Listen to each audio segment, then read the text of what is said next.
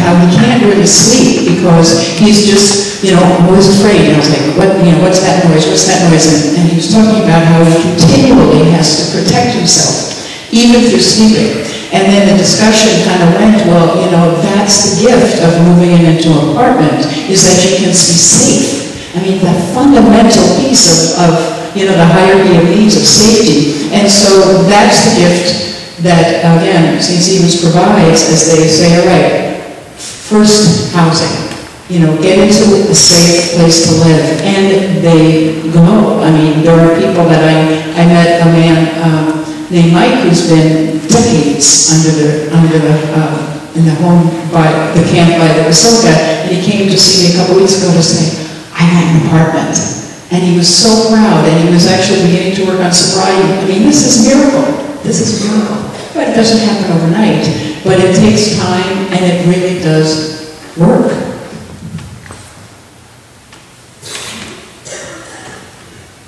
Downtown businesses are obviously concerned about the safety issues related to panhandling. What can these businesses do to help end poverty? And what are they doing? What are they doing to help end poverty? What is their involvement? What are the downtown businesses involved in to respond to these issues? Shane can probably answer this a little better than I can, but if you look at organizations like Macy's and Target and many others downtown, they give a tremendous amount of money to organizations in need, like St. Stephen and other areas, to help people. I also know that they do hire folks, although we're in a job crunch situation also, but they do, I think, a lot do their own part. Plus they help us too, and they help us with equipment and et cetera, and officer salaries, so that we can help folks who are homeless and panhandling also. But Shane, did you have more to add? Yeah. Matter of fact, back in July 2009, the Downtown Improvement District was funded by the businesses, and it runs a little over $6 million a year. This is a special assessment. This is beyond what they're paying for their taxes already. Some of the things that you see in downtown now are the yellow shirts that you see down there. We have safety ambassadors and cleaning ambassadors. So training and educating the ambassadors what to look for. Matter of fact, St. Stephen's as a coordinator is coming in to train the ambassadors what to look for and basically triage needs to the right resources. So those are one of many things that is being done. The other thing is the Give Real Change campaign. We also work with different problems, whether it's crime related with Minneapolis Police Department, or another great initiative that we have downtown working with St. Stephen's is Radio Link. We have businesses that are all connected. Over 49 businesses are connected through a common radio channel, which St. Stephen's happens to be on. So if we see issues, we can get resources to those individuals right away. One of the tremendous things I've even seen with law enforcement, even the security for the businesses downtown, is not arresting away the problem. A lot of times they'll call over St. Stephen's when responding to different issues. And it's been a tremendous, I think, change in the last 3 years of what's being done by the business community downtown. There's still a lot of opportunity, but I think that we can all do better at how we really are ending homelessness and what more can we do or give or volunteer. Okay, you both forgot I could really keep it. The businesses are doing. This last year, a couple folks have mentioned Curry Avenue and how it's a one-block street in downtown Minneapolis where about 700 people sleep every night. It's very overcrowded. And last winter, our office approached the downtown congregations to end homelessness to ask for their support in hiring some housing case managers to go into Curry Avenue and actually get people out of Curry Avenue and into housing. Well, the downtown congregations to end homelessness said yes, and then we partnered and went to the downtown business council and asked them for their support. The downtown business council and the downtown congregations to end homelessness raised almost $400,000 in about 4 months for us to hire housing case managers to go into Curry Avenue and get people out of shelter, people who have been homeless the longest and were the most vulnerable, out of shelter and into housing. So that was a tremendous partnership with the business community downtown. Okay, Monica, I can see you. That's good. I may have touched a little bit on what you know, my company has done and is continuing to do. Two ladies in the audience are here to learn from all of you whom I work with, and one is, the company I work for is independently owned.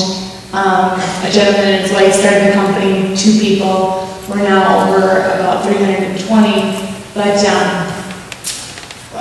one of his original bookkeepers, now a director of operations for his entire company, has kept the books on how much he's given and given and given. It's almost to a point where she's going, you know, we better watch, you know, it's probably what we're spending here, but certainly a man with a huge heart.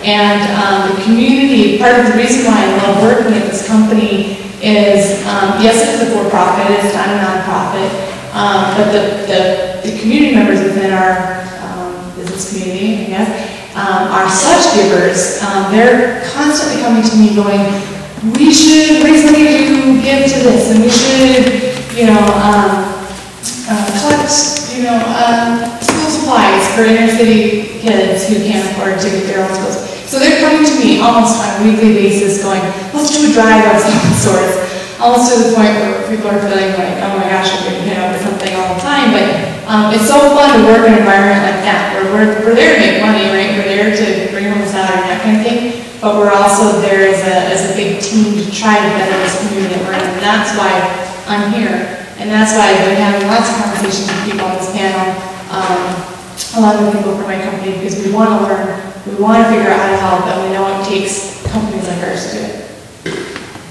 Last question is a combination of 2. One is particular, the other is more general. With the current partnership, who pays the rent for homeless people who move into apartments? And the more general question, who's going to pay for all this housing and services? Okay. So the Curry Avenue Partnership uses a mechanism, so I'm trying to figure out the best way to explain this. There's a state-supported housing fund called residential housing. And in order to receive this fund, you have to be disabled and unable to work. So you are then eligible for something called general assistance. You get about you get exactly $203 when you're on general assistance. A large portion of that goes to pay your rent, and you're left with $83 in spending money. The rest of it is then covered by the state through the group residential housing program. So it's a housing program set up for people with disabilities who are unable to work. So the beautiful thing about the Curry Avenue Partnership was that we simply needed to raise some startup money to hire housing case managers. $35,000 would hire somebody to get about 15 people into housing. And once those people were in housing, there was enough reimbursement from the state to support that housing case manager ongoing, which is what made it a compelling mechanism to the business community and to the faith community. Second part? The 1-minute answer to who's going to pay for all this is that we already are. So 5 people tonight. 1 takes a poor man's vacation and gets drunk. 1 night at detox is $192. Someone else goes to HCMC, complains of terrible back pain, a workup at night there, $2,800. Someone else goes and steals some chips and soda at Super America, a booking a night in jail, $363. Or they stay in shelter downtown. 1 night in shelter is almost $40. Or we house them, they pay 1/3 of their income, we pay the rest. 1 night in a $600 a month apartment is $20, cheaper than all the rest. So in many cases, we're already paying for it. I would say let's shift the money a little bit and house people. And we all pay for that as taxpayers. So, you know, I think to get a few people who maybe fall through the cracks, the vast majority of people have serious issues. And they need our help. And if we aren't going to do it from our heart, we need to do it from our wallet. Because we are paying for it anyway. I just want to say one more thing. Those of you who didn't see 60 Minutes 2 weeks ago, they had a thing on homeless vets, and if you get a chance, it was really, really good. And it was out in San Diego, and they had a camp or a conference like that. I'm sure it's similar to the one you're doing here. But it was so moving, the number of vets who had addiction problems that was a result of being in war, and how many wanted help, and there is no help to be had. They can only help just a very small amount of people, but it kind of like flies in the face of that notion that people choose to be addicts and don't want help. These people really wanted help. They fought for our country, and we're not giving it to them. You should see it. It was a wonderful program. To begin to wrap up, one of the things that we wondered as we were planning this is whether we would hear common stories and common solutions from this variety. And wanted to invite primarily Kathy and Monica and your folks there, and Janice.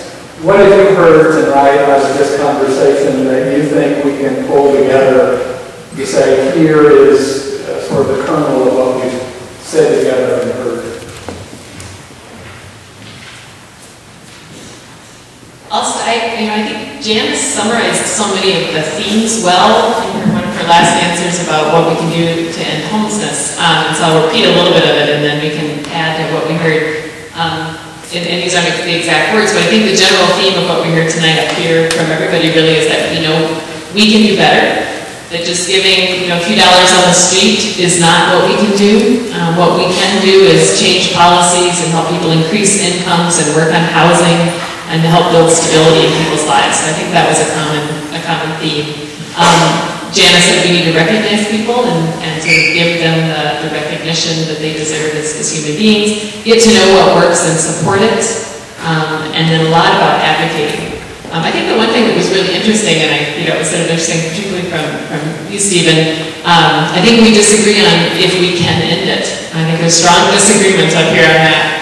I firmly believe that we can end it. I believe we can end homelessness. I believe we can end panhandling. I believe we actually know how. And I think that it's not a question of can we, but will we. And will we is a different question. Will we is a political will question, a community will question. But I think that was interesting to hear such a disagreement among all of us on if we actually think it's possible. So what other themes would you add to what we've heard so far? I think I'll just say that I'm really moved actually by the kind of resonance across this table and I think across this whole room about the desire to do things. I mean, so often we look at people and we judge their motivation, and we really don't know what their motivation is, but what I'm hearing is so much that our motivation is the same. It's about safety, it's about dignity, it's about, making a different world that we want to live in.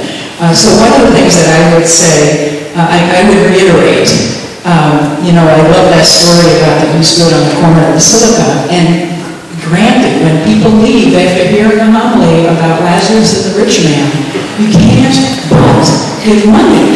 It's so hard. But what I'm trying to say is try and resist that, because it is addictive. Going back to my friend, it is addictive when you give money, when people get money, they're not going to stop. So I really have moved, and this is a personal transformation for me to say, don't give money. And then I think we have to continue to work together. I'm incredibly excited and grateful for the partnerships between the businesses, the neighborhoods, the faith communities, the people in the community who can educate us. And we need to keep doing this together and build this groundswell and let people know what are the things that that make a difference. What are the things going on in the legislature. So don't give money, continue to build relationships with one another and with the people in the community who are panhandling, and then advocate.